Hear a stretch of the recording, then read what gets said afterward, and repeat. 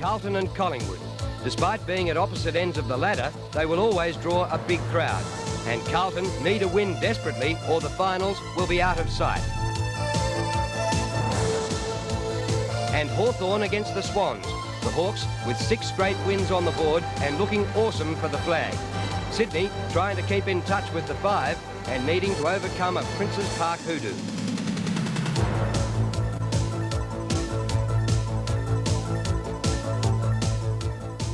For the first time this season, 6 matches in Melbourne on a Saturday, and we're going to lead off tonight with the match between Carlton and Collingwood at VFL Park. The Magpies second on the ladder, and Carlton, most unusual for them, last and 14th place on the ladder. But during the week, Robert Wall said that he still thought that Carlton could make the 5, but they had to start winning. So a most important game, and important too for the Magpies. And yes, there was a big crowd out there. We'll firstly pick up the highlights of the first 3 quarters at VFL Park. Commentators Peter Landy, Ian Robertson and Ross Glendinning. Towards centre-half forward, nearly the mark to Manson, recovers well, Kerrison, into an open goal goes Kerrison, and kicks a goal for Collingwood. Well, I think Ross Glendinning used the word enigmatic before. Some of those marks that can be spilled, picked up by Herman. Snapshot at goal is close. It's a goal. They're second. Long towards full forward. Marking contest. In front, Garvey can't take the mark. McKenzie's there. There's a chance there for Shepherd. The McKenzie hand pass. Intercepted and Shepherd goal. Kernahan. Now, Kernahan would almost be within kicking distance, but he decided to farm the hand pass out to Herman. He got tackled high as he kicks and bounces it through for his second goal. Sensational stuff. Against the boundary line, gets the hand pass away to Kerrison. Back it comes to Gafer. Gafer, oh brilliant, gets past but then slips over. Kerrison at half-back. Collingwood have to do something with it. Kelly, now they're in the clear. Krasuska's in the centre. Off to Turner. Turner with a bit of space. He'll be tackled, but he gets his kick away. Up towards full forward, the mark to Carlton. Has it been paid? No. Play on Shepherd. Goes for goal, another one to Shepherd. Herman electing to play on. Kick with the left foot. Up towards Kernahan and Kelly. Kernahan, has it been paid? No. He plays on. Snapshot for goal is good. Magnificent goal by Stephen Kernahan. And brings other players into the play. Why not? Hannah, well, this is dangerous. Garvey, gives it back to Madden. Oh, they're in trouble now, Carlton. Why did he do that? Here's another goal coming up. Shepherd gives the hand pass out. This is Kelly in the 10-metre square goals. Krasuska approaching the 50-metre line. Kicks it long into forward pocket at the back. Taylor. Taylor is only 5 metres from goal. Angle, not too difficult. And he kicks a goal for Collingwood. He looks for Dorotich. Dorotich out in front. Takes the mark. What a good mark. As he did there. Good mark. So John Dorotich, with 18 minutes left in the second term, punts for goal. Very, very close. Is it over the goal post? No, it's through. And it will come in on the mark. Actually put him off, I think, because he didn't think he was that far away. That's a great mark. Brought in by Taylor. This is for his 500th in VFL football. He's got it. 500 goals to Brian Taylor. He plays on quickly. Loose player for Collingwood. Close to goal is Alexander, who's only been on the ground a short while. He'll go for goal now. Quick kick by Alexander's home. Ross, that's twice in 2 quarters, kicking virtually across the goal. Kernahan in front, strong hands. Great judgment. He should get the distance again. Accuracy looks a little better. Kernahan likes it. The goal umpire concurs. Kernahan again. Morwood in pursuit. Can he get another one? Certainly he won't with that kick. Maybe a free kick there. Dorotich was certainly looking for one. Paddles it out. Gleeson's done little. That kick looks pretty good, though. It's a goal. Yes, and just what they needed, Ross, before half-time. Tuddenham now. Elects to go straight down VFL Park to half forward. No mark taken. Chance for Starcevic. Comes off the football pretty well. Looping hand pass Turner. On it goes to Shepherd. Shepherd now. Get back onto the right foot. A quick kick. Goes goalwards and it's there. Third goal to Heath Shepherd.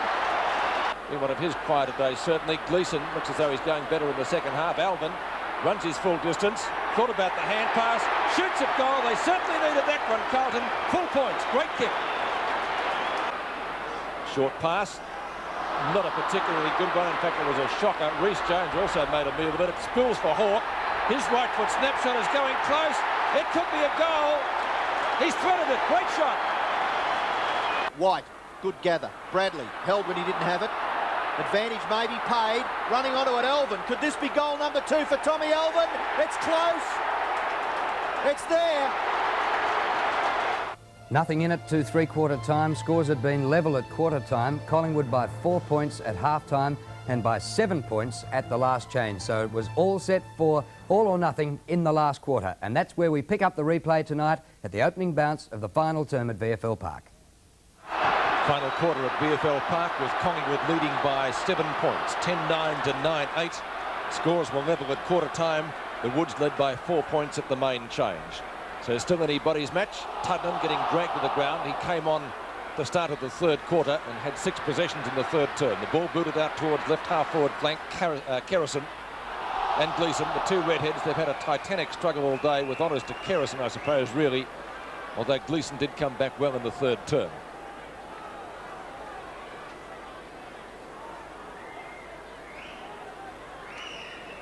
Dorotic got a fist to it, albeit ineffective. Tony Shaw spins out beautifully, goes for the hand pass, taken by Krasiska, who lobs it round about the midfield area.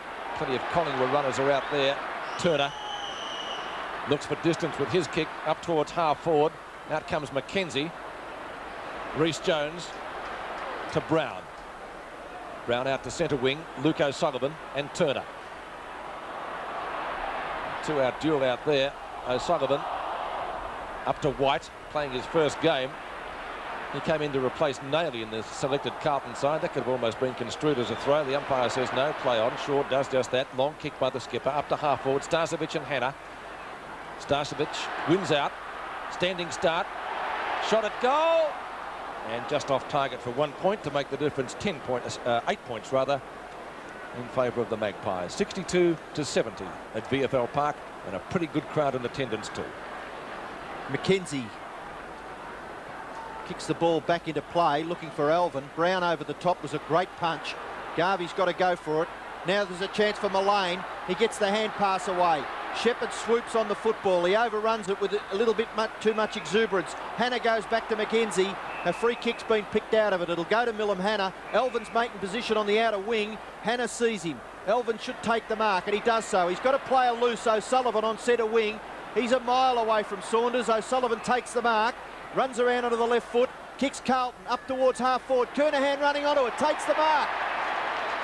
Outside 50, he hand passes it off. Chance for White. White's kick into the pocket. Johnson racing onto the football. McGuan there for Collingwood, and he takes it over, and we'll have a boundary throw in left half forward for Carlton. And Ross, that ball went from one end to the other pretty quickly then. Very, very quickly. It just shows the advantage of getting the ball on quickly with long direct kicks. Ruck contest, Dorotic and Gafer. Bustling tactics by both. Dorotic gets the knock over the top. Bradley can't get to the football. Now he can. Left foot shot. He's a goal. And it's 2 points the difference at VFL Park. If ever Carlton need Craig Bradley to come good, it's in this last quarter, and he certainly started off very well. A good snap at goal there. He's found it very hard to break away from Tony Shaw, who certainly had the better of that contest, as have most of the Collingwood taggers, in fact all of them. But Craig Bradley there, a vital one, and they've able assistance there to Kernahan in the forward line. He has had 16 possessions, but I would certainly concur with your thoughts, Ross, that Tony Shaw has had the better of the duel. But Craig Bradley booting through his first goal. And the difference at VFL Park is now only 2 points. Bradley's first early in the final quarter. Can the Blues pull this game out of the fire? Madden lobs it high to left half forward flank. 2-on-1 in favour of the Woods out there. Kerrison overruns it, but his teammate Krasiska does the tidying up work. He'll try to get it back to that player. But Brown backs him up, should have taken the mark. Good tackle, Robertson. Hawk playing his 100th to centre wing. Big pack of players out there. Hannah got a hand on it. Shoveled out the back. Reece Jones, the opportunist, hauled off it by Wright. It will be a free kick. Well, for mine there, he almost dropped the ball. I thought Collingwood player right had hands on Reece Jones' jumper when he actually put the ball to ground. Nobody can mark that one. And the ball carted out of bounds by Robertson. It'll be thrown in the middle of the interchange area, which is most fans of VFL Park know as right on centre wing. Madden and Manson had a great duel all day, won by Manson but picked up by Majizak. Not a long kick to half forward. Kernahan from Gleeson, good tackle. Kerrison back to Bradley, shovels out the hand pass to no one in particular. Good bump from Tony Shaw. Carlton showing desperation. Johnston looking for the free kick, none there. Left footed by White, bounces just inside the line. Gaither will see it, crosses it. It'll be thrown in left forward pocket. A couple of good contests there, Ross, weren't there? Some good tough stuff. And when you consider the quality of football that Carlton's playing, they're still in this game, they're 2 points behind. Oh yes, it's going to be a little bit of good luck by one team here. Would finish in front, I would think. Chance for Dorotic, tap out Bradley, second goal in 2 minutes, and Carlton are in front for the first time, I would think, in this match, and Collingwood probably are nonplussed.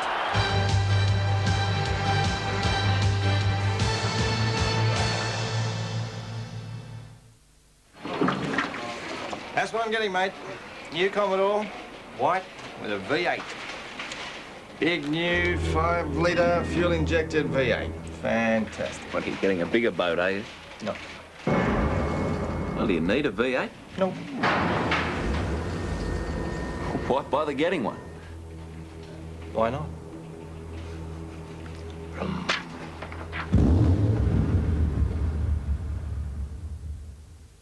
At the Melbourne Big, we believe there are better ways to do things.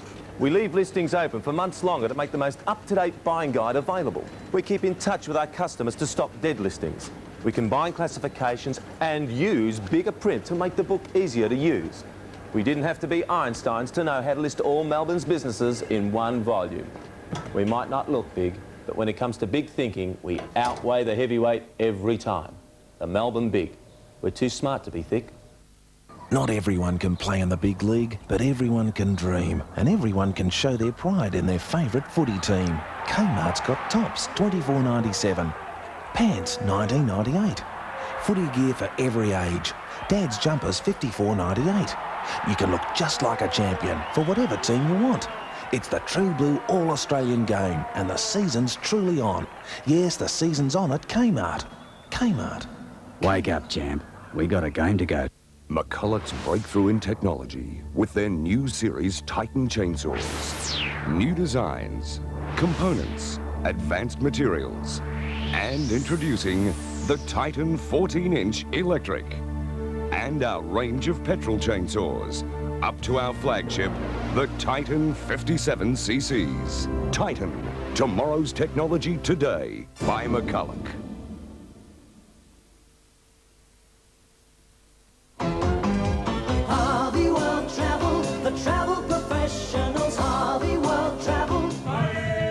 Tracking gorillas or safari thrillers, astonishing Africa awaits you. Experience the wonders of the wild on a Gordon's Great African Adventure. Book now with Harvey World Travel for a remarkable 10% off brochure prices. Because we're Harvey World Travel, the travel professionals for you. Opening minutes of this quarter done very well. I would suggest perhaps that John Dorotic might be best served to come off the ground and give a smalling running player a go. Ian, what would you suggest there? Pretty tight one now, Ross. I don't know whether I'd be game to make too many decisions. Bradley gets the ball out of the centre. Kernahan can't mark. Chance for Brown. He gets the hand pass back to Tuddenham. His low kick is intercepted well by Garvey, and Garvey kicks Carlton up towards half forward where Kerrison gathers and kicks it out on the full. Free kick to Carlton, and they'll go back into attack. Yes, some good play there. All players showing plenty of desperation. Garvey kicks the ball up near the 50-metre line, goes to the back. Free kick being picked out of it, and it's going to Kernahan. In the back, says umpire. We don't quite know who that umpire is, and the free kick will go to Stephen Kernahan, and he's outside 50 metres. Kernahan's kicking, as we mentioned in the third quarter, has let him down a little, not only this year but today. So he doesn't have a shot. He's gone for a pass instead. Maybe he wouldn't have got the distance. Majizak snaps and goals. Carlton on a roll. Tell you what, they've got a sniff now, Ross, haven't they? Yes, it's amazing what that can do. As I say, the first couple of goals to Bradley was an enormous lift for them, as was Hawke's couple of goals in that third quarter for Collingwood. And Mark Majizak kicked a couple of points earlier on in this game. Quite lively, but a terrific goal for that young player. And he kicked 4 goals in reserves last week. This is his first game back since 1987. So he'd be very pleased with that. 10 kicks to Mark Majizak, and that's certainly the most vital of the afternoon for him. His first goal. And now it's the Blues leading by 10 points. Is it going to be a boil over? Madden thumps it 20 metres downfield. A fumble by Morwood. Might let the Blues in again. But it's going to be a ball up, or is it a free kick? Brown for Collingwood. Brown takes it. Now it's a free kick and he's handball. So it will come back. Aren't the players 10 weeks or whatever it is into the season with practice matches, they still haven't picked that up, Ross, have they? A bit of pressure and a willingness to get the ball on quickly. And once their hands are in motion, very hard to stop it. A bounce still inside the square. Madden and Manson.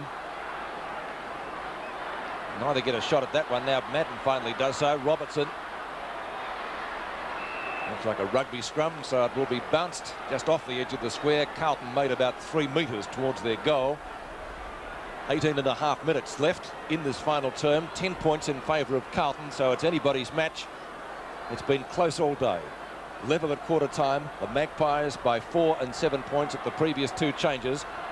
Manson wins this one out. Hawke over the top to Jamie Turner. Turner's kick up to half forward. Everybody missed it. Now it finally comes out to Starcevic and turned to right. Gets the hand pass out. Mullane, he's chipped it. Taylor on a lead, marks. So Taylor has the ball 40 metres from goal. And the breeze has been blowing over his left shoulder for most of the day. So I would doubt whether he'd have too many problems with the distance. Accuracy, maybe a question. Taylor punts for goal. It goes, it's in, it's there. Goal to Taylor. A brilliant kick, wasn't it, Ross? Well, it was, actually. It seemed to float a bit off the boot, but as it turned out, it was a fine kick from that corner there. But good play from Craig Starcevic, I thought, earlier on. Kept his footing, took the ball, gave to Wright, and Wright then steadied, looked up forward. Taylor gave a good lead, and a fine kick from Wright found Taylor, who converted very well. All Taylor's goals have come from that angle at that end of the ground. Interesting. 501 goals he's got now in VFL football. He kicked his 500th earlier today. Only 4 points the difference now, and a thriller here at league headquarters. That was Taylor's third for the afternoon. Madden doing well in the ruck in the final quarter. Tried to find Kernahan. Tuddenham in the road. And it's going to be a ball up at half forward for Carlton. And last to get up is White, number 46. A last-minute inclusion in the side today to replace Nailey. And of course Dacos also missing from the Collingwood side, so I guess that squares the ledger in that regard. Kerrison did well to come out with the ball. He's hooked it across the body back up towards centre field. Kelly went for the knock on it, shoveled out to Brown. Bradley in front, should mark and does. Probably would have got a free kick anyway. Craig Bradley has kicked 2 goals in this final term. 2 very important goals to give Carlton the lead. Bradley's kick in short, no mark taken. Well, it may be a Collingwood mark now to Shane Morwood. Didn't quite see whether he touched it first, but he brought the ball down. So Shane Morwood is closer to the back pocket than the half-back flank. Kicks it towards the wing. Punch away by Reece Jones. Hand pass by Hawke out to Mullane. And here goes Collingwood. Mullane up towards centre wing. Kicks it towards the 50-metre line for the Magpies. It's been a push out. Umpire Clayton saw it. It's a free kick to Carlton. Collingwood fans irate. Yeah, a bit ticky. I mean, he did edge Hannah out, but Hannah actually tripped in the end and fell forward, which accentuated that free kick. Hannah's long kick goes back towards the wing. There's a mark to Kernahan, who's come a long way down from centre half forward, so obviously there'll be no one there to kick to. He'll have to kick wide. He elects to go up towards White. He can't mark. Tuddenham does into front for Collingwood. A good mark.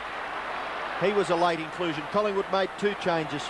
Tuddenham coming into the side and Saunders for Dacos and McEwen. The kick goes back. Kernahan marks. Plays on quickly. Herman, who's been out of it for about a quarter. Up towards half forward. Great mark taken by Krasiska. Look at this football now. Morwood has the ball in the centre. 3 bounces. Chased by O'Sullivan. Gets the hand pass away. Chance for Wright. Oh, it's Alexander, is it? Down he goes. A crude tackle by Brown. And Alexander flattened at centre-half forward for Collingwood. Well, they had the loose man, so it was either stop him or a goal. Kick by Alexander's been marked. Here's Shane Moore. He's run all the way up and he'll kick a goal. Or has he? He's missed. I don't believe it. Right in the square nearly. And he's kicked to behind. Well, he hesitated, didn't he? And he was hoping that the Carlton backman would come out and attack him. And McKenzie, which he didn't, he steadied in between the two players, Morwood and Taylor. Morwood looking to handball to Taylor, finally kicked a little late and offline. And still nearly 15 minutes of this to go. It's a thriller. The 199th clash between Carlton and Collingwood. Willem Hanna, left half-back flank for the Blues. Kernahan, again, sticky fingers. Hands. 10 marks. 11, is it? 11 now. He's dragged in about 3 of those in the last quarter. Robertson overruns the ball. Now a chance for McGuan. Out to Tuddenham, who spent the first half on the bench. Tuddenham with a centering kick. Should find Turner. Although will Luke O'Sullivan get the better bounce? Turner wins out. Great play. Taylor. Too strong, isn't he, Peter? Leads out well. And Brian Taylor a goal here. He's kicked 3. And as I said before, all of them from this end of the ground. In particular that side. He might get another one. And a goal here would put the Magpies back in front. A position they've enjoyed all afternoon. Apart from the last few minutes. And Taylor was under an injury cloud, but McEwen and Dacos did not take their places in the Collingwood side today. Crowd likes it already. It's a goal. The Magpies hit the front of VFL Park.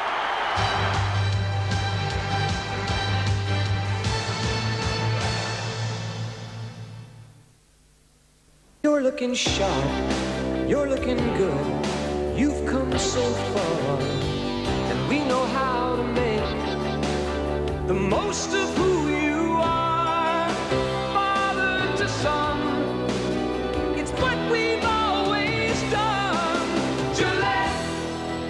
Gillette Contour Plus with lubricating strip for the best a man can get. The best a man can get. Do you know what we deliver for Bramble Security? No? Neither do we. But they ship it with us every time. Ansett Air Freight. We deliver the most important package in the world, 500,000 times a day.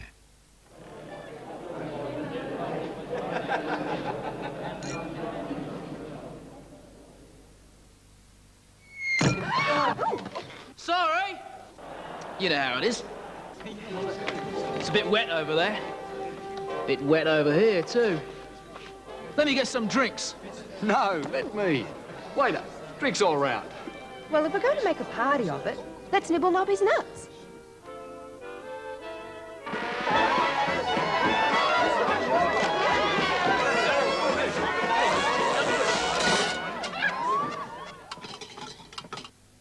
Sorry.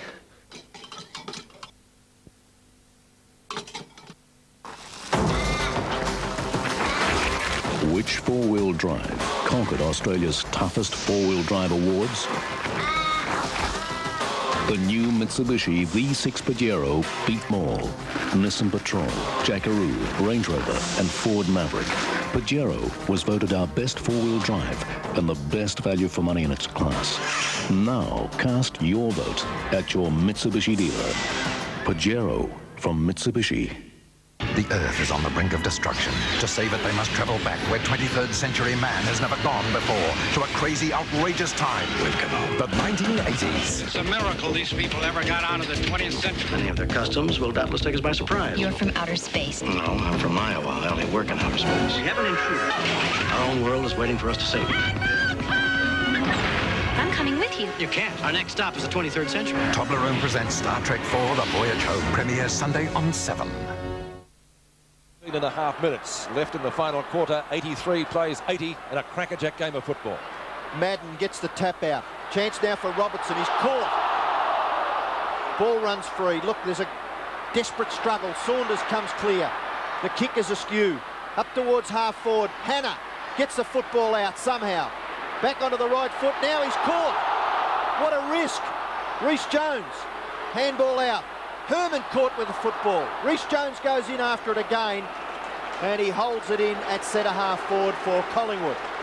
Great work by the Collingwood forwards there, particularly by Paul Hawke, that final smother on Reece Jones' handball. Excellent.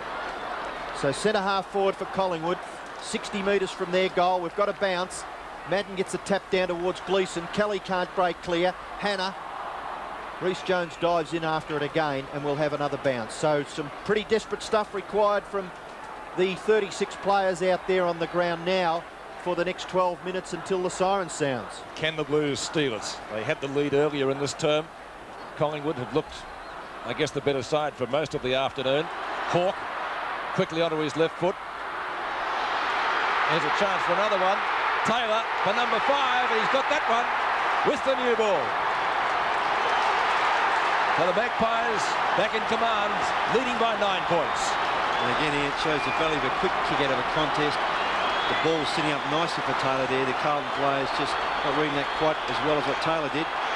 As we see the ball here bounce through the legs of those two players. Taylor, in fact, a little fortunate. Still nearly slipped his went to kick there and finished off. And Carlton making a change with Johnson coming off the ground, and the player coming back on is, I'll just pick him up for the moment, is Paul Payne. I don't think Payne's been on yet. 5 goals for Brian Taylor, and the Magpies now leading by 9 points. Alvin out of the centre, high to half forward. Kerrison missed the mark. Gleeson tried the spoil. Bradley to Kernahan, dragged down beautifully. Great tackle by Brown. Gleeson, attempted knock-on. Collingwood through Tudman. Back up towards midfield. But the Magpies have lifted their tails now. They've answered the challenge. Turner boots it long to half forward. Brown tries to mark one-handed. McKenzie, this time in front of Taylor, transfers the play towards centre wing. Reece Jones, never popular. I don't know why today, though. He's been on his best behaviour. All knocked down by White. He's got a chance to pick it up again. Tuddenham applies the tackle. It'll be a bounce just off the edge of the square. So it's just slightly forward of the wing area for Carlton. Collingwood have done well because Carlton got away to about a 10-point lead. 8 points, I think it was, earlier in this quarter. And Collingwood have kicked the last 3 goals. Tony Shaw, there's been a free kick picked out of it. It's going to Carlton to be taken by Alvin. Looking towards Dorotich. Kick up towards full forward. Dorotich can't mark. It comes to the back. A quick kick by Carlton through Majizak has been marked by Kerrison. Kerrison for Collingwood. Right on that last line of defence. And here's Shane Lord, who's been quiet all day but has come right into it in this last quarter. Hand pass in towards McGuan. McGuan goes long. Up towards half forward. Starcevic can't mark. It goes to the back. Taylor. Hand pass. Kick off the ground by McKenzie is wide. Herman's a chance. Good chase by Wright. Herman's kick around the corner. Great gather by O'Sullivan. O'Sullivan plays on quickly. Kicks it wide. No mark taken by the Carlton player White. It comes out the back. Alvin. Caught. Robertson. Can't get the hand pass away. Reece Jones gets it out. Bradley goes for goal with a long bomb. It's in the square. It's been marked by Krasiska for Collingwood. He plays on quickly. Kicks it out to the half-back flank area. Tony Shaw's on his own, and he takes the mark and settles the Collingwood team down. Now he plays on, out towards centre wing. The player there is Turner. Good gather. O'Sullivan's there. Dispossesses Turner and does it well, Luke O'Sullivan. Kicks it long, up towards Dorotich. He's behind. Can't quite mark. Player in front, Collingwood player. Play on, says the umpire. No mark to Krasiska. Ball comes out the back, and Dorotich can't break away with the football. Umpire will come in and bounce. Dorotich didn't hear the call, obviously. Otherwise, he would have looked for the free kick. Carlton's right half forward flank. Blues need a goal quickly to stay in this match. Bradley might give them a chance of getting one. Mullane getting underneath the ball. Couldn't take the mark. Almost a free kick there. The umpire says play on. Kerrison will do that. Gives it in turn to Gafer. Back to Mullane. Mullane full of running, as it would appear as the Collingwood side. Up to the 50-metre mark now. Hawke from right half-back flank. Up to midfield. This is Starcevic now with the ball. Gets it around Hannah. A sensational mark. Is that being paid to Wright? Yeah, great mark, Peter. It's a good kick by Starcevic too.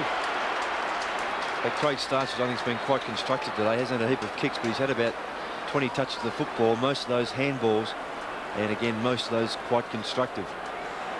Graham Wright, who had a sensational league debut, found it out a little bit towards the end of last year. A kick from about 52 metres out. He's got the distance, I think, with the kick. It's a goal! Sensational kick from Wright, and the Magpies themselves now getting a sniff of victory. Not only was that a good kick from Wright, but it's a good shepherding up in the square by both Taylor and Starcevic. And Starcevic was the player who gave that ball to Wright with a clever kick, as Ian called it. But Wright doing very well to bring that ball in with one hand.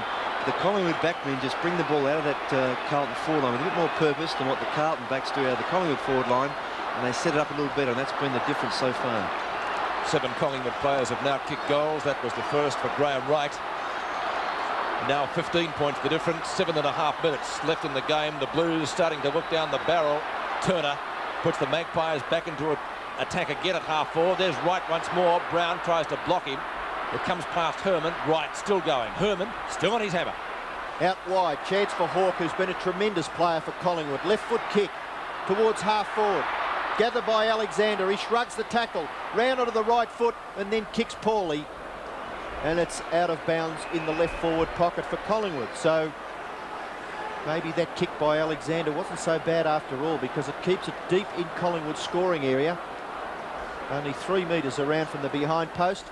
Ruck contest. Madden gets it down to Elvin. Elvin's quick kick. No mark there by Herman. Good desperation by Hawke. Umpire calls play on. Well, Hawke perhaps could have got a free kick there, I would have thought.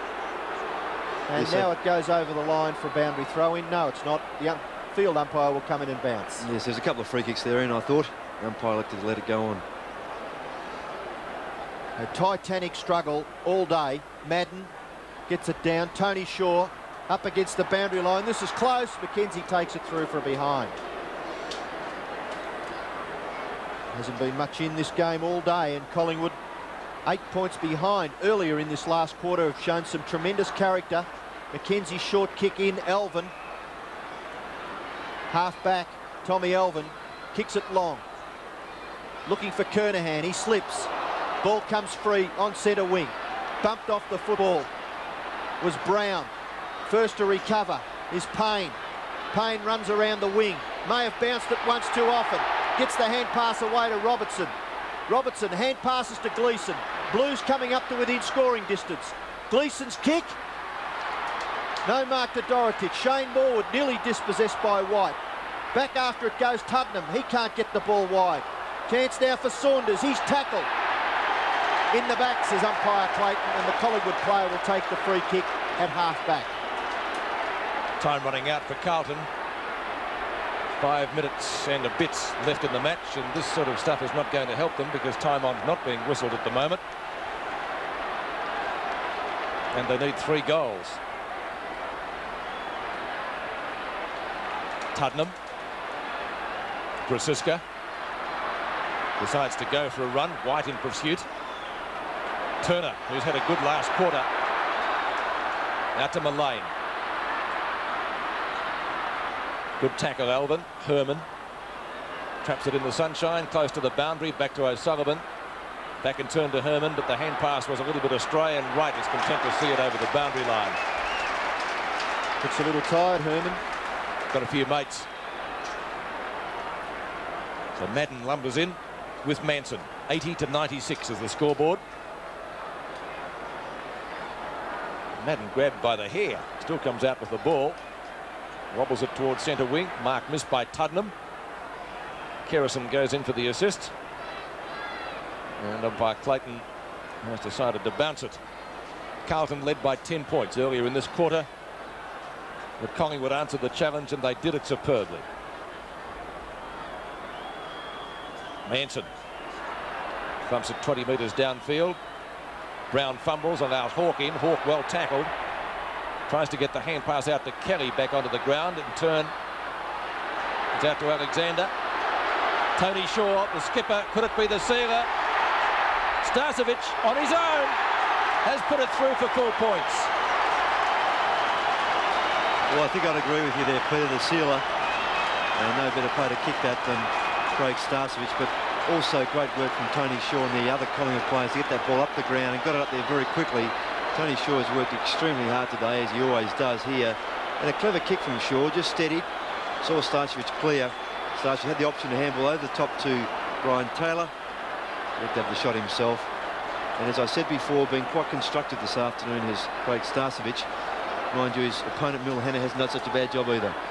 Starcevic with 8 kicks and 13 hand passes, and that was the most valuable kick of the day for 1 goal. 22 points the difference now with 3.5 minutes left in the game. Bounce in the centre. Madden gets the tap out. Out wide, Robertson gets the hand pass towards Bradley. He's pushed off the ball by Kerrison. Unfairly, says the umpire, and Bradley will take the free kick for Carlton. Only wasting time, Shane Robertson there, trying to stop Kerrison from getting it back. Bradley plays on, kicks it up towards full forward, marking contest. The ball comes to the back, played by Manson. He breaks away with the football, comes to the members' side. His kick is pretty good too, because it finds Gavin Brown at half-back for Collingwood. So Collingwood should just see time out now, I would think. Brown's kick in short over the top of Alvin. Krasiska bumped off the football by Payne, and it's out on the full against Payne, looks like, and the free kick will be taken for Collingwood by Wright. Graham Wright kicks it high to half-forward Hanna. Comes in and takes a fairly easy chest mark. The time definitely running out now for Carlton. They led by 8 points earlier in this term, but Collingwood certainly showed some fight, and now at the moment lead by 22 points. On centre wing, ball comes out to Wright.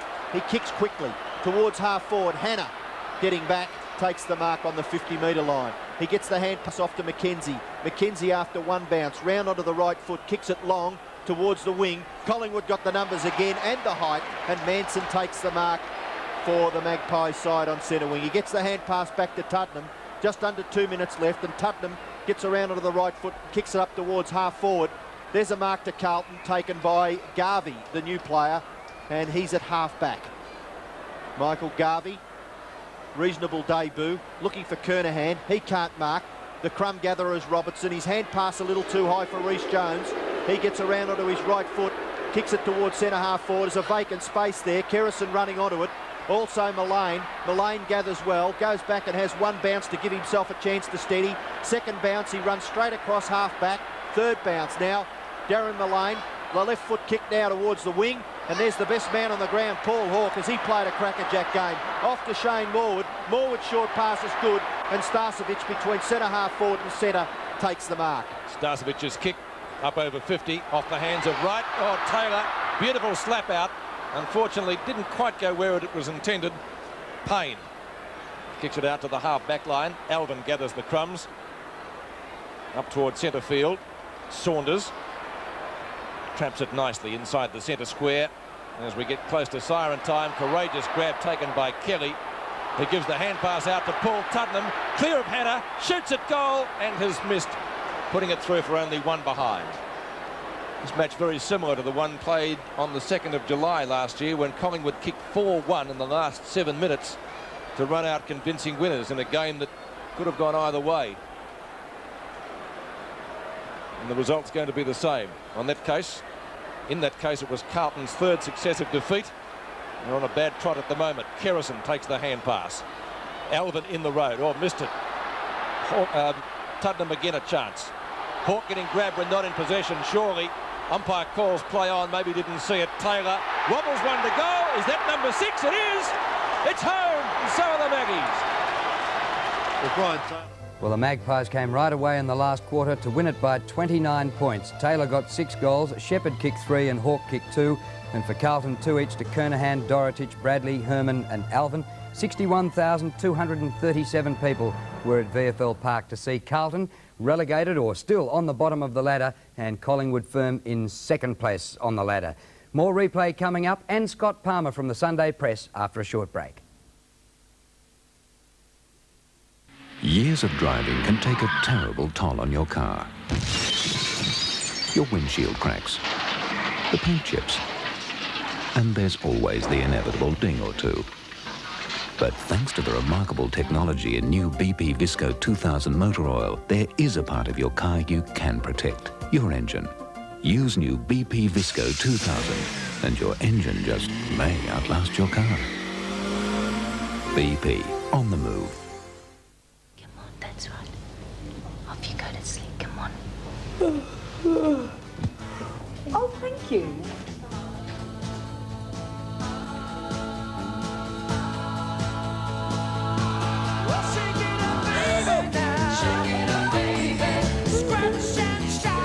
There's a new Tats Instant Scratch It game out now. You can win up to $25,000 instantly. Shout yourself a Tats Instant Scratch It. This is Anytown, and this is Jack, Anytown's handyman. G'day. Jack and his Nissan Navara have had a busy week.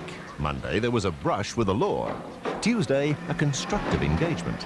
Wednesday, a run on the stock market. Thursday and Friday positively flew by. This weekend, Jack's going fishing with the boys. And that's just another job his Navara has covered. Because that's a hard-working truck. That's Nissan know-how. Be with you in a minute, Paul. Business looks good, Andy. Yeah, well, good product. And good people.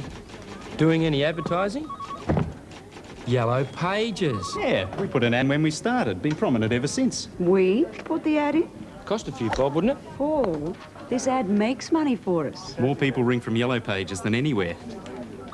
I'll get it. The Telecom Yellow Pages works. To be in it, ring this number. Next week from Dynasty, James Healy, Lorraine Bailey, Jane Clifton, Samantha Sang, Colleen Hewitt, Delilah and Ida Buttrose. See all the tyre-smoking action of the Australian Touring Car Championship when we bring you round 6 from Sandown Raceway, Sunday. Only on 7 Stars. Here's the Tats 2 results, just drawn under government supervision.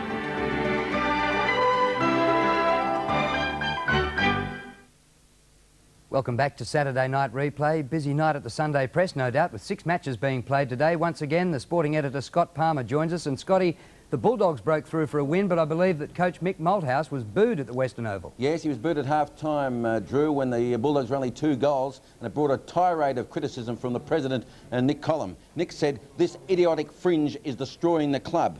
And he warned Footscray won't be there if this attitude continues. Who do they expect? God out there, he said. He was very upset, Nick, after the match. And of course, Mick, it was the first time since his very first year that he'd been booed by his own supporters. And he was upset too, but not by the commitment of the team. No, that was great. Now, I believe down at Cardinia Park, well, the Bears got a thumping and Warwick Kappa was jostled after the game, was he? Yes, actually, he was attacked by a spectator down there and a few punches were thrown. And the Bears are blaming the Cats for not keeping the crowd off the field. This is a problem all the time, of course, and Kappa was virtually accosted by a spectator and got involved. But Peter Knight's very unhappy down there. He said it's the worst loss he's been associated with, and he's going to train the Bears every morning and every night this week. Now, Dermot Brereton is somebody else who attracts headlines, and he came off with an interesting injury at Princes Park. A bruised buttock. And there's been a few bruised buttocks today. But Dermot's was high on the back. It kept him off the field, but the Hawks are playing it down a bit. They said he could have come back if they had needed him. And I saw that game. There was a tremendous clash between the 2 players who shared the 1986 Brownlow medal, Greg Williams and Dipper. Yes, and Greg finished with elbow ligaments. He needed an injection in them at half-time just to continue because the Swans were sort of hampered with a lot of injuries, like Cordy and a few others. But he played on and won a very high praise from his coach, Colin Kinnear. Well, in a clash like that, how do you injure your elbow? He didn't lead with the elbow, did he? Well, he said he put his... Oh, well, I'm not getting into that one. Let the VFL Tribunal work that one out, if they want to look at the video. Now, the Saints have an unbeaten record at Moorabbin, and I believe that the Doc, Darryl Baldock, is over the moon about them. We can make the final, said the Doc. Now, I don't know if he's a bit optimistic or not, but he said, we can win at home now, have to start winning away. And he said, our boys are just starting to grow up. It was a terrific win by them down there at Moorabbin, and he feels that if they can just keep the ball rolling a little bit, he can just sneak into the 5th position tonight, or today. And Kevin Sheedy, well, Essendon had a big win. They come up against Collingwood next week. That should be a beauty. He's looking forward to it. He said Essendon are almost back to 1982 when they were redeveloping that team. And he said this is a very important year for the Bombers, and it really starts next week when they clash against Collingwood and put a big win together. But there was one report today. Mike Gibson from the Bears was reported for elbowing Gary Hocking down at Cardinia Park. So there's one tribunal meeting. Talking about that Essendon-Collingwood match next week, I believe David Cloak might nearly miss the game. Yes, he pulled up with an ankle injury just after half-time today. They're not saying how bad it is, but it'll require x-rays, and he could be doubtful for next week. It'll be a big loss for the Collingwood side if he can't front up, Drew. Scott, look forward to seeing the paper tomorrow, and also look forward to seeing you in the studio in Sports World. Thank you very much, Drew. Back to you, and keep punching, mate. Good on you. Scott Palmer, the sporting editor of the Sunday Press. We'll be back after the break with the best of the action from Princes Park, where Hawthorn played the Swans. Years of driving can take a terrible toll on your car. Your windshield cracks, the paint chips, and there's always the inevitable ding or two. But thanks to the remarkable technology in new BP Visco 2000 motor oil, there is a part of your car you can protect, your engine. Use new BP Visco 2000 and your engine just may outlast your car. BP, on the move. Put yourself here, you'll be doing it too. Pinching yourself to be sure it's true. Too good to be true, Mirage. Too good to be true, Mirage. This is too good to be true. To see, they say, is to believe, but this has got me looking twice. Could this be the Tropic of Paradise? Too good to be true, Mirage. Too good to be true, Mirage. This is too good to be true. There have been two worlds of family cars. The world of the six and the large four. Now, there's a six that's in a world of its own. New Nissan Skyline. 6-cylinder power and performance. 2-year warranty. Power steering. In a car that's the right size for precise handling and driving ease. New Nissan Skyline. It's on its own. That's Nissan know-how. Not everyone can play in the big league, but everyone can dream, and everyone can show their pride in their favourite footy team. Kmart's got tops, $24.97. Pants, $19.98. Footy gear for every age. Dad's jumpers, $54.98. You can look just like a champion for whatever team you want. It's the True Blue All-Australian game, and the season's truly on. Yes, the season's on at Kmart. Kmart. Wake up, champ. We got a game to go to. Nobody knows Melbourne like 7. 7 nightly news knows Melbourne. When people out there turn their telly on, they expect the best possible news reports. There's more to sport than just the scores. There's all the emotions. There's tension, humour, sadness. Viewers don't miss a thing. That's why we can't either. Nobody knows Melbourne like 7. Welcome back. Our next match for replay comes from Princes Park, where Hawthorn, the premiers and the league leaders, took on the Sydney Swans. The Swans had lost their last 2 games to slip out of the 5 down to 7th place, and of course Hawthorn on a roll. The Hawks had kicked 51 goals in their last 2 games.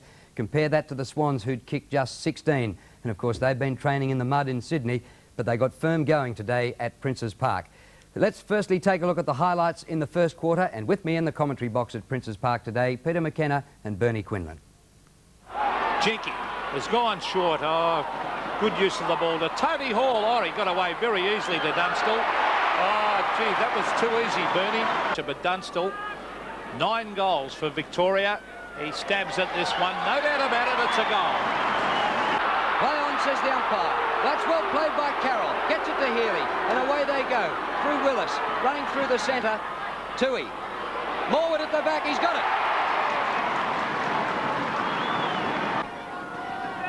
Vital kick for Tony Morwood, back after injury. And he's kicked it. His time on had been called, Drew, so Didier Domenico has to wait until the umpire blows the whistle again. Well, Deere drops into a space and marks within about 15 metres of goal. Distance no bother. Accuracy foremost. Good kick. Goal. And he's going short. He's got a loose man in Swab. Swab's playing on Williams. Now Swab towards half forward. Brereton, a mile away from Carroll. Carroll gave him 20 metres.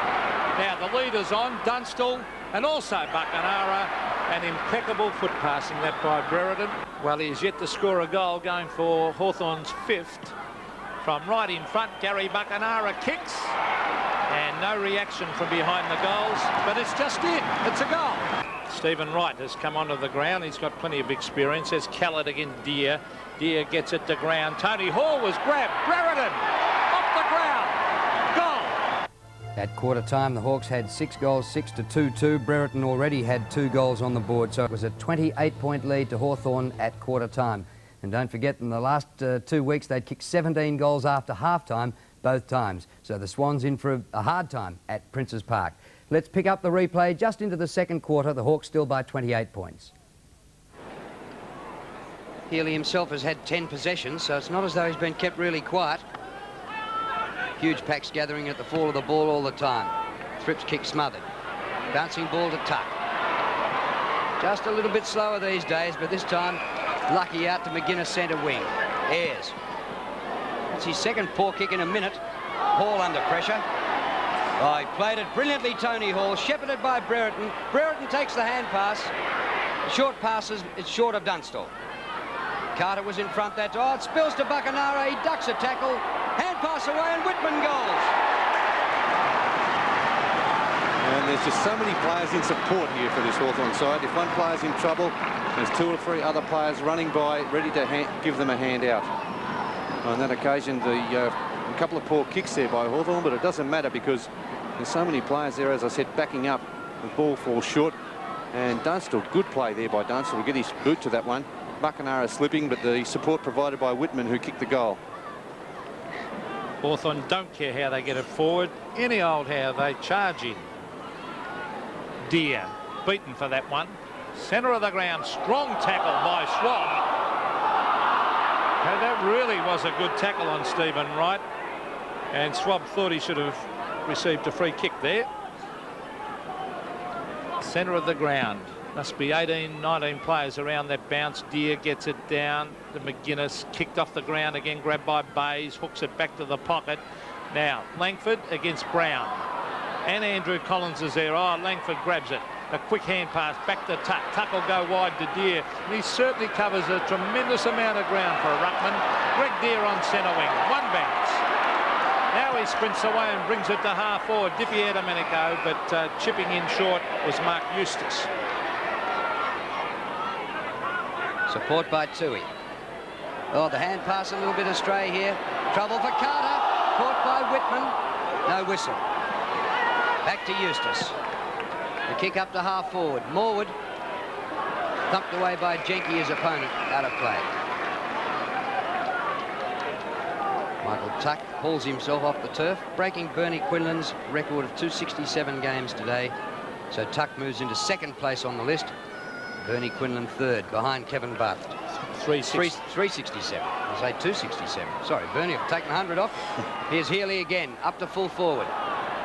Comes to Ayres. Oh, brilliant play. Here's Kennedy. It bounces straight into his midriff. And away he goes. Not a swan than 20 metres. Hawks all round him saying, go, son. Long kick by Kennedy. Buckenara. Oh, but he did very well, Bernard Tui. He might win a free kick as well. And the ball's gone out of play. And it'll be a throw-in the forward pocket. Looked a certain goal for the Hawks. Well, Kennedy must have thought about giving it to Dunstall then. It made probably led a little bit early, and that forced Kennedy into kicking long. Brereton. Oh, well done, Brereton. Caught. And that could be holding the ball. Used his body beautifully, but he was caught red hot by Mitchell. And Bernie Quinlan a moment ago, very quick, Drew, to point out that he played an extra 100. Bays. A lot of bruises and strains. Oh, Great tackle, Dunstall. Brereton to Whitman. Whitman the short one. Tony Hall in front. Can't take the mark, but he's got Anderson to hook it back at the goals, and he misses.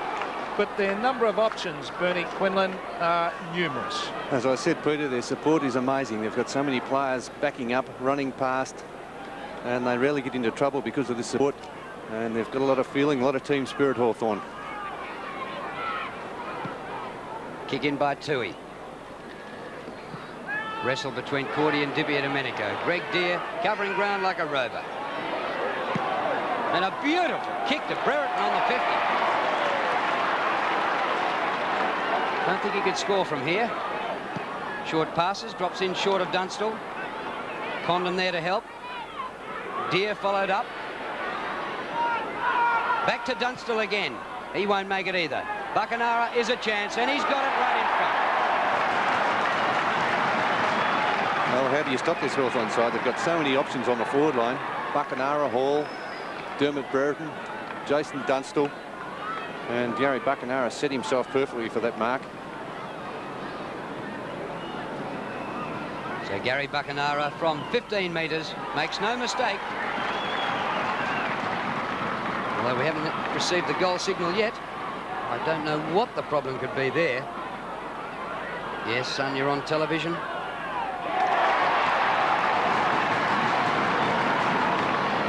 I don't know what the problem was there. A couple of the Swans players appeared to be pointing at the post as if it had grazed the post on the way through, but Rod Carter not too happy with the decision. But Gary Buckenara, there he is jumping at that one in front of Bernard Tui, caught out of position and only kicking from about 20 metres out. There didn't appear to be any problem there with it, so Hawthorn continue on.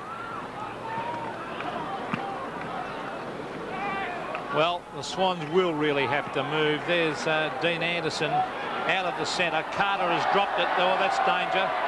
Dunstall, well done, Rod Carter. Beautifully done by the fullback. Showed a bit of pace too. There's Jenke coming out against Mitchell. Mitchell went to ground. The umpire not having anything of that one and out of bounds, but they'll really have to get moving, the Swans. They're copping an absolute hiding at the moment. 5 goals, 5 behind. The ball on centre wing. Deere allows Willis to take it. Off the side of the boot was Williams, and he's put it out of bounds on the full free kick at half back to Andrew Collins. Michael Roberts nearly took that mark. Collins from half back for the Hawks. To centre wing, that's all. Coleman punches down to the front. Kennedy wins possession. To Anderson. Good kick on the turn. Buckenara is there. Roving is Whitman for his second goal for the quarter. Nobody in front of him. No problem.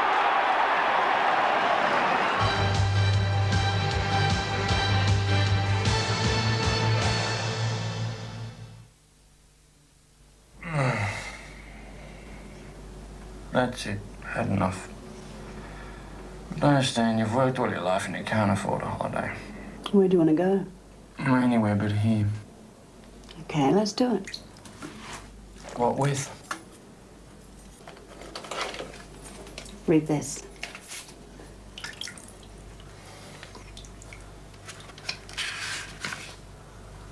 You've got this much? We've got this much? How did we do this? It's called savings, Dan. Remember, savings comes before spending. Bit of interest. Every day of the year. I can't take this. You saved it. It's your money. No, it's our money, Stan. For a minimum deposit of $50, a State Bank investment account allows you to watch your money grow while you earn high interest calculated daily, and your money's at call. Seems a shame to spend it. I'm sure you'll think of something. State Bank investment account. We never forget. It's your money.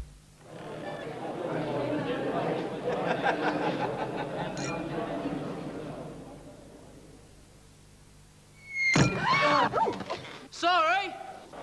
You know how it is. It's a bit wet over there. Bit wet over here, too. Let me get some drinks. No, let me. Waiter, drinks all around. Well, if we're going to make a party of it, let's nibble Nobby's nuts.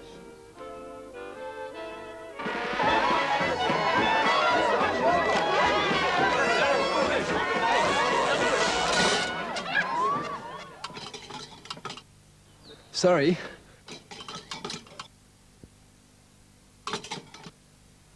How do you get a heart for transplant from a hospital in Darwin to a hospital in Sydney? Very, very quickly. Ansett Air Freight.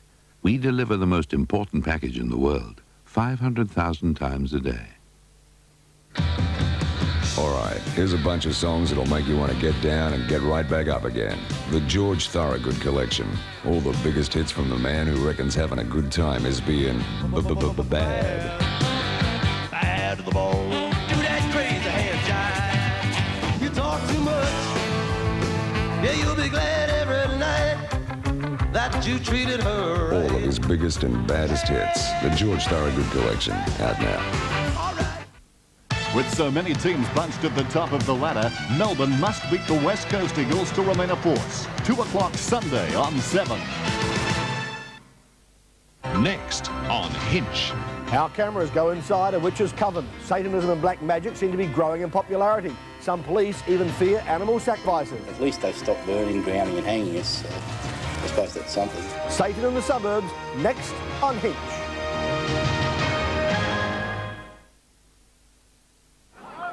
Eustace, Sharks Deers tap. Kick by Eustace to the centre of the ground, and Ray Jenke's there to take the mark.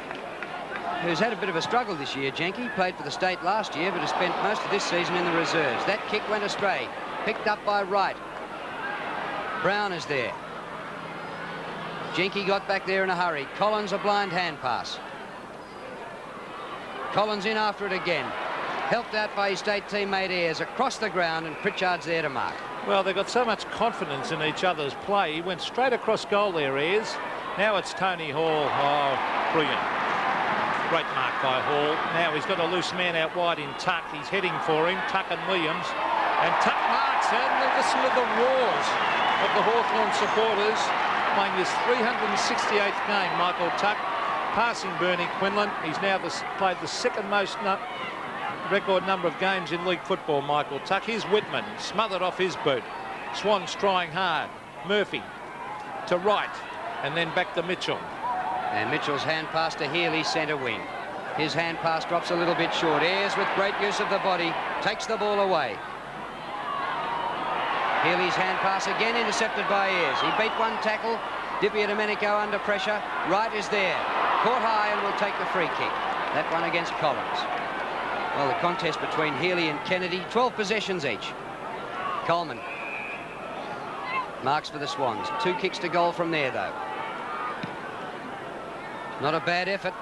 Mackenzie's there. Well, he was thinking about what his teammates were doing. Took his eyes off the ball, I thought. McGuinness over the top. Langford back to McGuinness. Great teamwork. Kick too wide for Di Domenico and seen out by Cordy. And Cordy quite happy to see that one over the line too. Di Domenico in his younger days probably would have got to that mark, Bernie. Cordy straight off the ground there too. He's having a rest after that effort. Well, he's not having a good day. Here's Kennedy, the advantage paid. There was a free kick before that. The pass goes straight to Murphy. Murphy to Carroll. Carroll to half forward. The mark has been taken by Healy. And the Swans need those top players firing. At the moment, they're under enormous pressure. Now a chance for the Swans up in front of goal. Over the back, McGuinness taps it away. Steve Wright couldn't get his boot to ball. Ayres. Langford. Langford on the left foot brings it wide. Di Domenico was grabbed. Oh, should have been a free kick. And the umpire allows it on. Teal has gone short, and he finds Steve Wright, who drops it at half forward. Right to the pocket. Mark has also dropped up there by Mitchell. He's brought the ground, and that is a ridiculous free kick, but it's been paid. Well, the umpire's paid it too high. But there definitely should have been a free kick out on this wing to Robert Di Domenico. He was being held by Robert Teal. Here's the free kick again. Let's have a look. Well, he had the ball. Well, we had the ball, but I think the tackle was too high, Peter. Well, this is Mitchell from right in the forward pocket. And he kicks Barry Mitchell across the face. And it's 1 point to the Swans when they badly need goals. 9-8 plays 2-4. And the effort by Peter Schwab on Williams has been great. Williams has been kept to 7 possessions so far. Di Domenico back towards the back pocket. Kick very wide. Condon, under no pressure whatsoever. Back to Di Domenico. Oh, he's bowled over by Williams. And the umpire says it's a free kick against Williams for use of the shoulder. Well, it looked as though it was a dead heat between the ball arriving and the tackler, and he's penalised Greg Williams. And Di Domenico is not well here. I think that was a bit rough. That was a dreadful hand pass in the first place. Robert Di Domenico, well, it was a dead-set shirt front, and no doubt the bump was delivered very high, but, well, in those sort of circumstances, it was bad luck that the tackle or the bump was high, but I think Greg Williams was entitled to do it. Well, he might have a touch of concussion. Who knows? He looks very groggy. I think he'll come straight off. The ball is punched away. Oh, Kennedy doing well. Has lost it, though, to Kellett. Kellett a quick kick. I'm sure that Di Domenico will be off in a moment. The ball at half forward for the Swans. They're battling away there. Oh, well done by Tuck. He's lost it. Williams ducks ahead, gets it back to Murphy. Murphy a quick kick. Jecky and Morwood, punched away by Jecky. Langford and Brown. Langford went for the punch but missed it. Mackessy's there. It's another free kick to the Swans, and the Hawthorn supporters not happy. It's David Brown taking this one in the forward pocket. Free kicks are 14 to 10 in favour of the Swans, but it's mostly we get them. Well, this is David Brown, the full forward, yet to score a goal. He's on a pretty acute angle as he kicks. It's close. It's a goal. Much better kick there from David Brown. His first goal for the afternoon, but he missed some very easy shots at goal against North Melbourne playing at the Sydney Cricket Ground last Friday night, or the Friday before that. But he shows a fair bit of promise, moves well, leads well, can take a strong mark. His kicking has let him down until today, but that was an excellent kick for goal.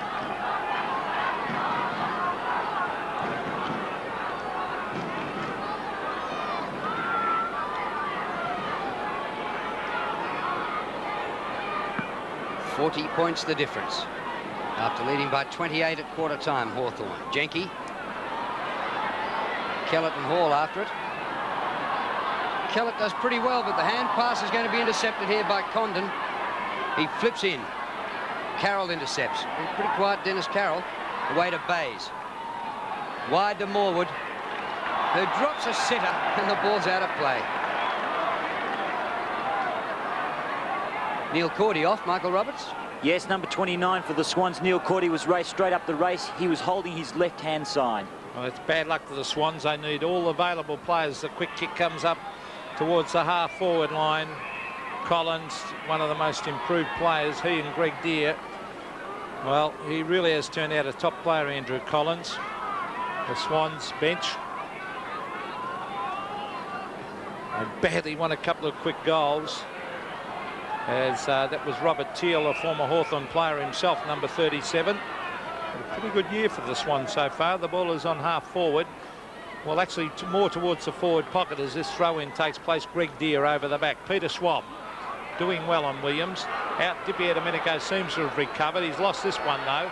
Here's a chance for Tony Morwood on the left. Hooks it back. Brown trying to get back there. He couldn't do so, and the ball hit the behind post. So it will be out of bounds deep in that forward pocket. He should have made a lot more of that, Tony Morwood. Instead of that, they have to compete in a pack of about 20 players. Deere up highest. Straight back out of bounds. He'll have to do it again. You saw Jamie Morrissey warming up on the bench for Hawthorn. Is it Di Domenico he's about to replace? Deere comes to the back. Kennedy's hand pass is blocked. Not pretty in there. The umpire's seen a kick in danger. We don't see that paid in a month of Sundays.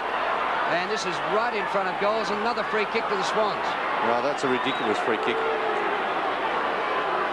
So the free kick to be taken by Healy, but we'll see much worse than that the umpire allows to continue on. I don't think Healy was even touched with that kick off the ground.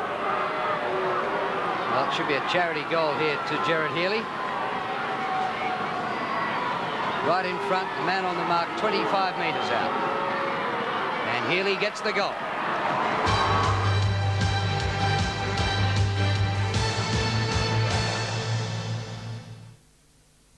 You're looking sharp, you're looking good. You've come so far, and we know how to make the most of who you are. Where the race is run, you're the champion. Gillette. Gillette Contour Plus with lubricating strip for the best a man can get. The best a man can get. Why do I need it? What, super? I mean, what's the point? I can remember thinking that. It's all too hard. Well, it won't get any easier, will it? But what do I need it for? Who'll look after you if you don't? Besides, I'm too young. We're much better off. You got super? Better. AMP super. Protect your future with personal superannuation. Call your AMP agent today. Read all about V-Line. It's right out of the book. You'll make a beeline to V-Line once you've read the book.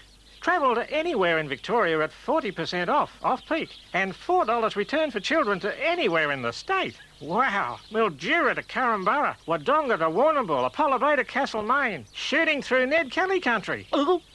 Holidays, tours, trains, coaches, all in the V-Line travel guide in your letterbox soon. All you need to know about Victoria via V-Line. Give someone a 0011. You know you'll never be alone, no matter what's in store.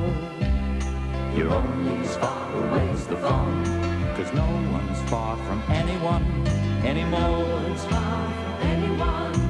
No one's far from anyone. Give someone a 0011. OTC.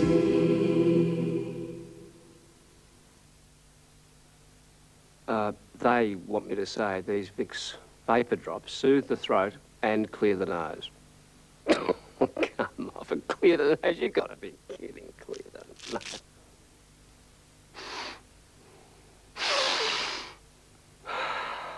It's true. These delicious Vicks vapor drops soothe the throat and clear the nose. Of course, I knew they would. The Earth is on the brink of destruction. To save it, they must travel back where 23rd century man has never gone before, to a crazy, outrageous time. We've come on. The 1980s. It's a miracle these people ever got out of the 20th century. Many of their customs will doubtless take us by surprise. You're from outer space. No, I'm from Iowa. I only work in outer space. We have an intruder. Our own world is waiting for us to save it. I'm coming with you. You can't. Our next stop is the 23rd century. Toblerone presents Star Trek IV, The Voyage Home. Premieres Sunday on 7. 5 goals for the difference. Swans coming back into it. There's Kennedy. Whitman to Deere. He's lost it. Centre of the ground is Collins. And Kennedy also in there. He's working hard, John Kennedy, doing a good job. He has. He's picking up one of the best players in the game, Gerard Healy, and he's kept him fairly quiet. Well, Healy and Williams being tagged, and well, you've got to tag those two. Kellett has lost it. Tony Hall, Kennedy, Ayres, ducks back to Kennedy. John Kennedy ducks and weaves, brings it to the forward line, and lo and behold, there's a Hawthorn man on his own. It's Chris Whitman from 40 metres.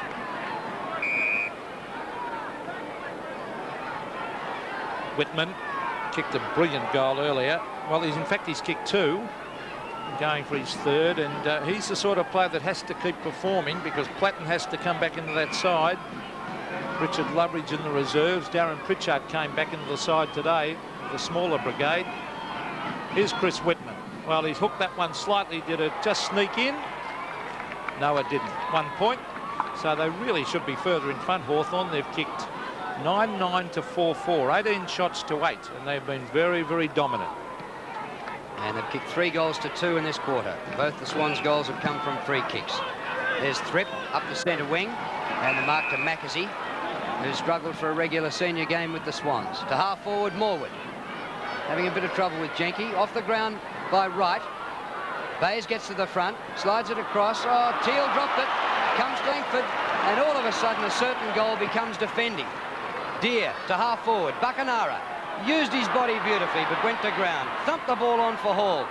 Hall should have gathered first touch. Whitman! Oh, look at that! Oh, what a goal to Whitman. And he's having a little wry smile about that one too, because he knows it was a bit of a fluke. Quick kick off the ground.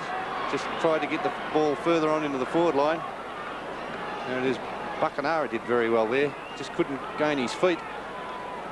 And Tony Hall, here's a kick by Whitman. I'm sure he wasn't aiming at the goals, just tried to get the ball forward. And there it is, bounces through. Rod Carter can't believe it. I'm sure Liverpool and Everton in the FA Cup final would like to sign him up, Bernie, because that was a brilliant exhibition by Whitman. Bit of luck, as you said. Here's Ayres from half-back, gets in a quick hand pass to Kennedy, has been brilliant. Out wide, Pritchard. Here they come again, the Hawks. The leader's on by Dunstall. Beautiful lead. What beautiful pass too that was by Darren Pritchard. There's nothing Rod Carter could do about it. And as soon as the ball was in his hands there, Dunstall was making the lead and got a couple of metres break. He's kicked one, Jason Dunstall. He floats this one in. It's another one. Today's game is part of the Carlton and United Brewery 1989 Premiership season. In that second quarter, Hawthorn kicked another 6 goals to 2 to lead at half-time by 55 points. Now to the highlights of the second half at Princes Park. Here's Schwab, soccering off the ground. Hall, almost. Oh, still got it, Tony Hall. Brilliant play. Left footer up to Dunstall. It might go for a goal. Oh! Well, 63 points the difference. Well, things not looking good for the Swans. Here they come again. Oh, Morrissey, great pace. Onto the left foot, Dunstall. Jason Dunstall has kicked 2 from 25 metres. Kicks and has put it through. Carter's kick, a good one to centre-half forward. Mackenzie in front, Morwood at the back. Mitchell grabbed when he didn't have it, but gets the hand pass away to Morwood from 40 metres, steers it for goal. And it's a mark to Coleman. His third mark in this third quarter. Coleman improves his angle and hooks it through for a goal. Now he's got it. Playing on Williams, he's done an excellent job. Oh, Pritchard, beautifully. The lead will be on. Dunstall! You can't stop them. Jason Dunstall from 30 metres kicks and straight through the middle for his fourth. Langford had time to make a choice. He made the wrong one. It spills to Coleman. Puts the hand pass out to Williams. Williams with a little bit of space. Slips away the hand pass to Mackenzie. And Mackenzie goals. That is David Brown down there in defence now. And Deere takes the mark. He's 5th of the day. Plays on and goes for a goal, which would be most deserved, and gets it. Abbott is a good foil for Greg Deere. Oh, tapped out beautifully to Kennedy. John Kennedy from 25 metres pops it through. Tony Hall up in front, tapped away from him. Here's Gary Ayres. What's he doing down there? He's going for the short one to Di Domenico's had a great day. Now, he's tapped it on. Still going. Di Domenico tries to tap it back. A loose ball is with Ayres. Ayres onto the left foot. Has a putt shot at goal. And don't tell me he's put it through. He has.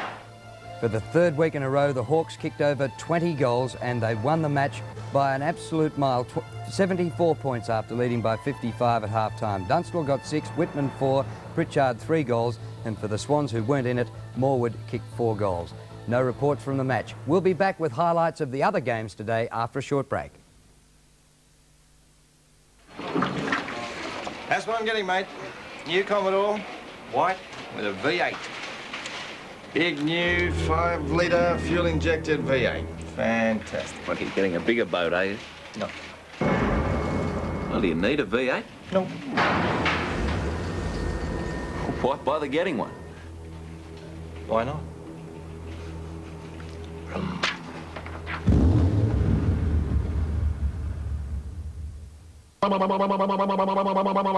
Morning, darling. Okay, darling. Right. Throughout time, the best inventions have always been machines that free us up from behaving like machines. Wouldn't the ultimate machine, therefore, be one that frees us up to do more, think more, and help us achieve our full potential? Morning. Morning, mate. A machine that not only takes care of so many of the mechanical, day-to-day tasks, but also helps you to do those things only humans can do. Think about it. Good night, Mac. You can turn everything off now, Harry. Oh, all right then. Good night. Not everyone can play in the big league, but everyone can dream, and everyone can show their pride in their favourite footy team. Kmart's got tops, $24.97. Pants, $19.98. Footy gear for every age. Dad's jumpers, $54.98. You can look just like a champion for whatever team you want. It's the True Blue All-Australian game, and the season's truly on. Yes, the season's on at Kmart. Kmart. Wake up, champ. We got a game to go. Hello, Louisville. Right, Dave, this is for mobile 16 now. Thank you. Base to mobile 16, I have a job for you.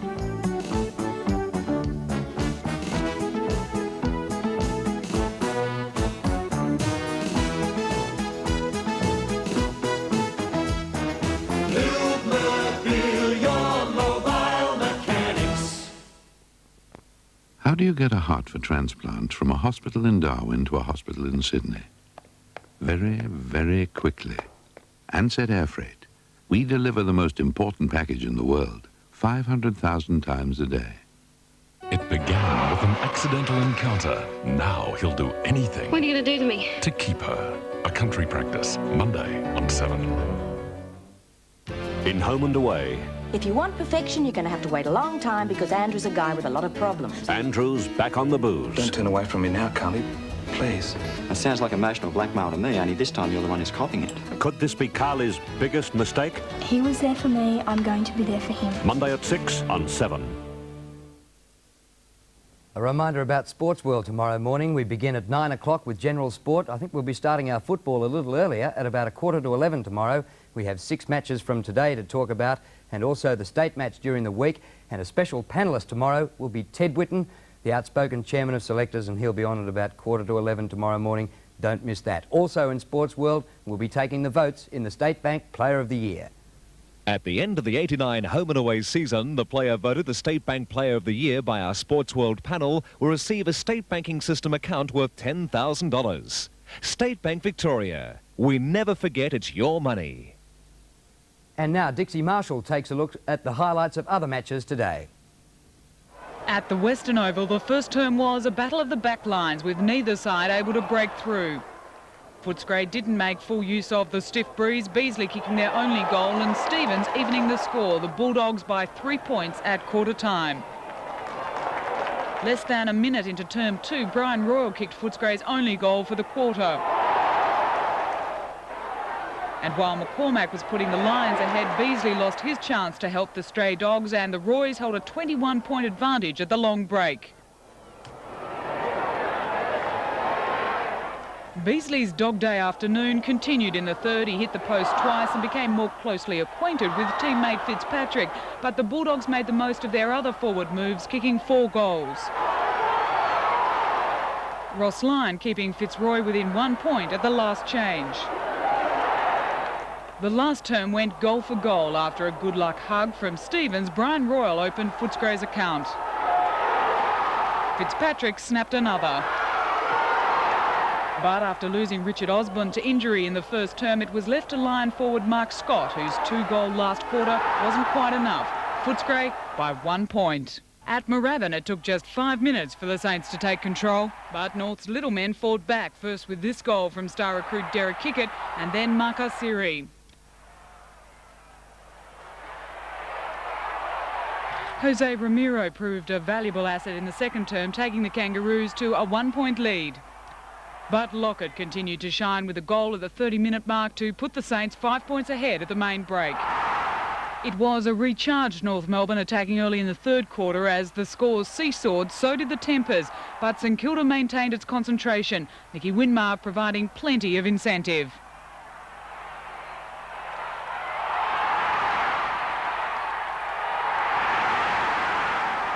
The Saints' momentum continued into the final quarter. Lockett's 9th came at the 10-minute mark. It was St Kilda's height and strength that won out.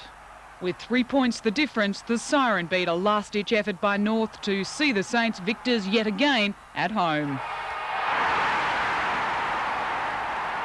At Windy Hill, the Bombers opened with a slight breeze. Izzard's snap was a ripper. Chris Danaher's goal from the boundary took Essendon to a 25-point lead at quarter time. The Tigers goalless. They brought up their first 43 minutes into the match. At half-time, the Bombers 24 points up. 14 goals were piled on in the third term, 9 to the Bombers. Here's Werner's on the run. Antrobus came to life in the second half. This surely goal of the day. Bradley Plain was carried off injured. Watson's goal put the nail in the coffin, and after a 47-point lead at the last change, Essendon lengthened that to 58 points at full time. At Cardinia Park, in front of a vocal home crowd, Geelong got away to a great start and had the hapless Bears chasing early. In one of their worst attacking efforts ever, the Bears could only muster 1 goal in the first term. The Cats were flying high. It got worse. They were restricted to only 2 goals for the first 3 quarters of the match. David Bain snared one of them.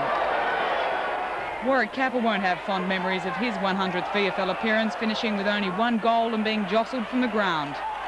Gavin Exel continued his fine form for the Cats with 5 goals. Lidner, Ablett and Scott all bagged 4. The Cats were simply supreme. Geelong today by 129 points. Now the league ladder after 8 rounds. Hawthorn a game and percentage clear from Collingwood and Essendon. Geelong and Melbourne in the 5. Melbourne can improve tomorrow. They play the West Coast Eagles. North a game outside the 5, and Geelong have that superb percentage as well. 1 match to complete the round, and it's at Subiaco Oval tomorrow between the West Coast Eagles and Melbourne, live from 2 o'clock. Hope you've enjoyed the replay tonight. We go out with some of the highlights of the season so far.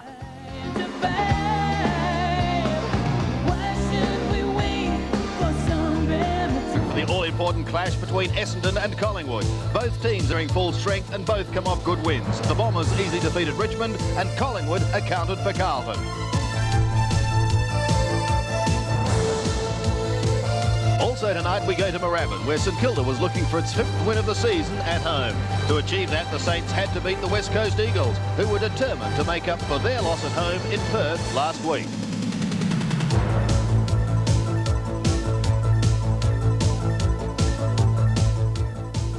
Yes, it's a big night on Saturday Night Replay. Good evening, everyone, and welcome to the continuing saga of Round 9. And what a day we had. Drama right around the city of Melbourne in the world of football. We'll go straight to the action and join more than 71,000 fans down at VFL Park in absolutely ideal conditions for the match of the day between Essendon and Collingwood. The first quarter was fantastic. It was tight, the tackling by both sides was brilliant, and that continued in the second quarter. We'll pick up the action now with a little over 9 minutes remaining in the second quarter. The Bombers hold a slender 7-point lead. Forward pocket for Collingwood. Gather by Considine. Kick towards halfback. Goes through all players except the experienced Terry Danaher. Good kick to position. Wide to the half forward. Plain overruns it. Long in there. Plain again. Tap over the back. McGuan's under pressure. Antrobus in there to do the roving work for Essendon, and it's held in by the Collingwood defence. Umpire will come in and bounce. David Cloak on the interchange bench with Graham Wright. Wright has already been on the ground. David Cloak yet to make an appearance. A bounce at half forward for Essendon. Simon Madden tries to get it out to Williams. Dacos off to Tony Shaw. Tony Shaw's short pass wide, and it's marked. Is it marked by Turner? He's quick to recover. Watson doing the tackling or the guarding. Kick by Turner, marked by Harvey. Harvey, fashionable new hairstyle. Out wide, Underwood, good mark in front of Turner. Clever player, Underwood, looking for the hand pass, called play on. Now the short pass, Salmon can't mark. At the back, McGuan, Plain. McGuan goes after it. 1 bounce, short chip pass, good mark to Mullane, who seems to be that link pin on halfback for Collingwood. Mullane, high ball, Tuddenham, good mark. Antrobus a little late on the scene. Tuddenham on the half-back flank to take Collingwood away from the danger zone for the moment. Manson couldn't take it at the second grab. Considine to Anderson. Centres it to half forward. Terry Danaher from behind. Recovers well.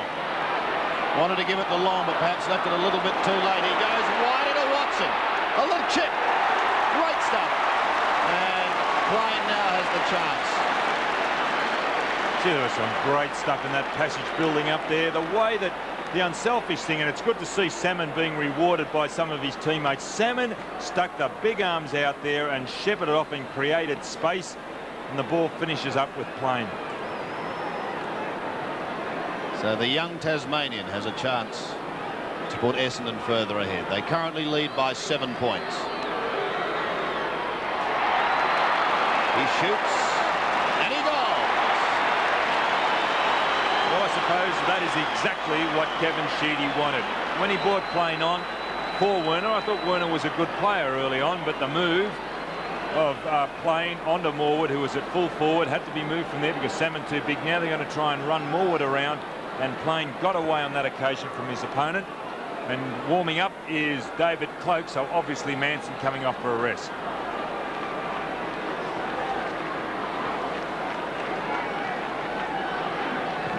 Seven minutes left in the second term. The bounce favours Collingwood.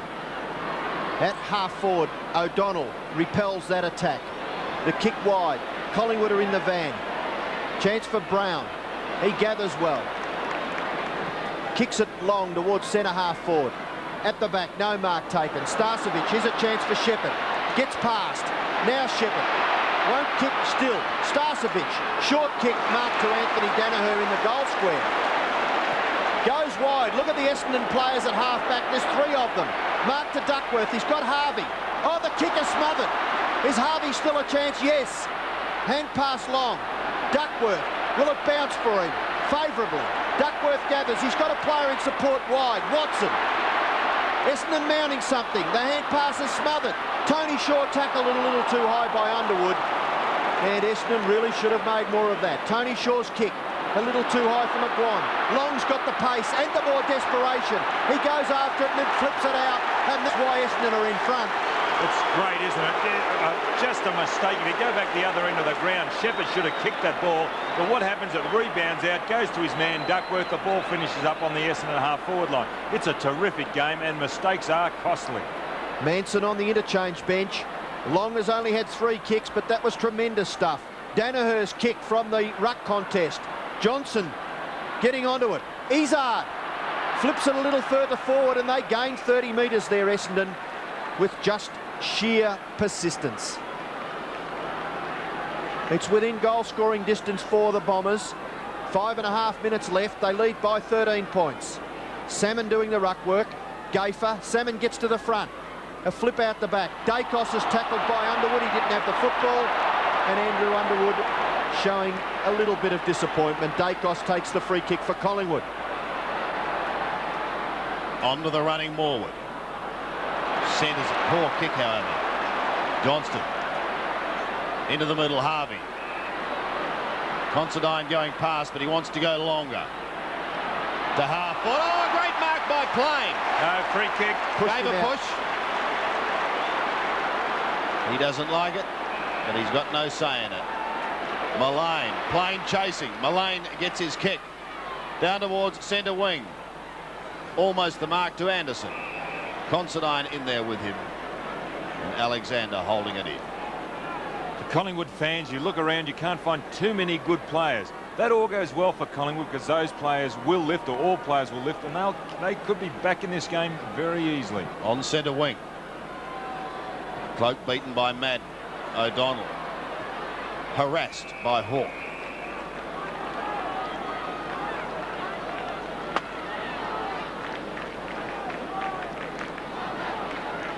"13 points the margin." David Cloak, fresh man on the ground.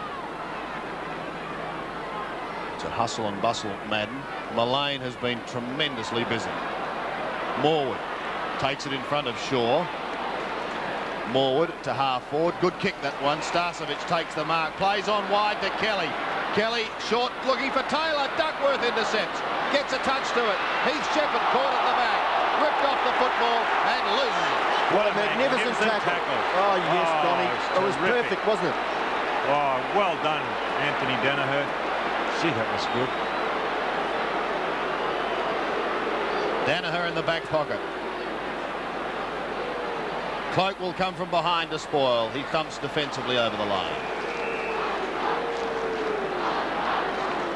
Some very, very good defensive aspects of the Australian rules game of football by both sides. Simon Madden, Cloak gets into the front, gets the tap down towards Tony Shaw. Considine kicking in danger. The umpire saw it, and they made good position, the field umpire there. Considine's kick is perfect. O'Donnell runs away from Hawke. Oh, the kick by O'Donnell just bounces inside the field of play, and we'll have a boundary throw in. And Heath Shepherd coming off, and he'll be replaced by Graham Wright. Centre wing, boundary throw in. Essendon by 13 points, close to half-time. Cloak in front. Chance for David Cloak again. He gets it out to Dacos. Dacos's kick across his left shoulder, up towards half-forward. The Essendon defence under pressure. Walsh is there. Hand passes pushed over the line by Alexander, and we'll have another boundary throw in. Collingwood just edging towards the 50-metre line. Manson on the interchange bench with Shepherd. And some desperation stakes being shown by both sides. Here's the throw in. Madden down towards Anderson. Shaw couldn't take it. Dacos on to Brown. High kick slews slightly off the side of the boot, but it doesn't matter. It's a good mark to Gavin Krasiska. Krasiska long, looking for Taylor, who waits at the back this time. Watson is there to the side. On to Duckworth. He's got Long even wider on centre wing. Michael Long, a chance to run. He can give it to Terry Danaher if he gets clear. He does. Danaher now, 75 metres out. Centres it. Plain was the target, but he didn't know if Samuel was going to come out and meet him. And as a consequence, Tuddenham was able to drop back and take the mark. Watson over the top. Can't mark. Johnston, keep it in play to Michael Long. Claim. And the umpire says there'll be a free kick. Will go the way of Michael Long. And Collingwood have made a move. They've got Tuddenham now onto Plain, and Morwood playing further up the ground. Maybe a ruck-roving role. Salmon couldn't mark. Socket off the ground. Plain can kick another one.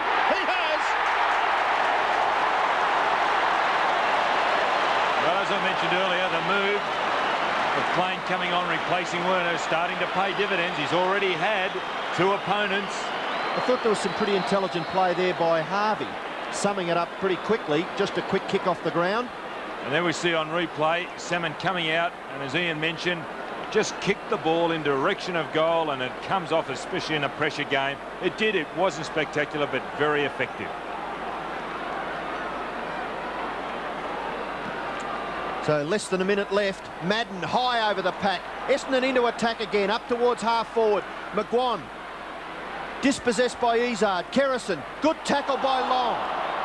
Hawke for Collingwood. Short pass out wide, and the mark is taken by Mullane. On centre wing, Darren Mullane. Short pass. Looking for Kelly. Anderson's there for Essendon. Hand pass ineffective. Watson. Just a quick kick. Antrobus. Now Alexander swoops on the football. Alexander's kick towards half-forward. Duckworth coming onto it. Starcevic, but Duckworth is up to it. Good play, Billy Duckworth. And he breaks clear at half-back for Essendon. Short pass into the centre. Looking for Harvey. Can't quite gather the football. Morwood's there for Collingwood. Shane Morwood at centre half-forward. Goes direct. Duckworth. Obviously touched that ball, but what terrific body play by Taylor. I thought he had the mark. It must have been touched off the boot. Really?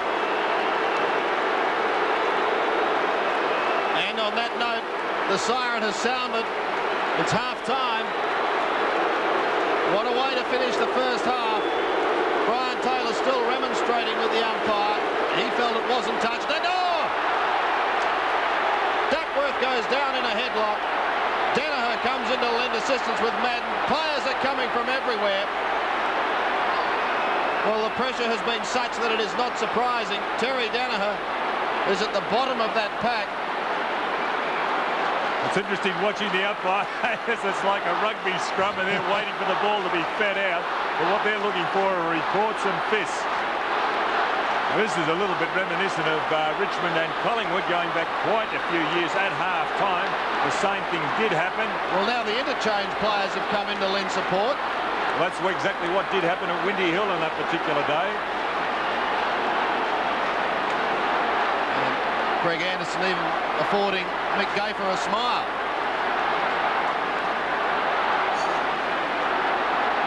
at last they sort themselves out.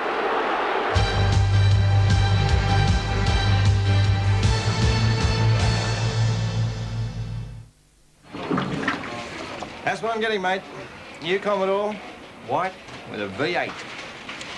Big new 5-litre fuel-injected V8. Fantastic. What, you're getting a bigger boat, are you? No. Well, do you need a V8? No. Why bother getting one? Why not?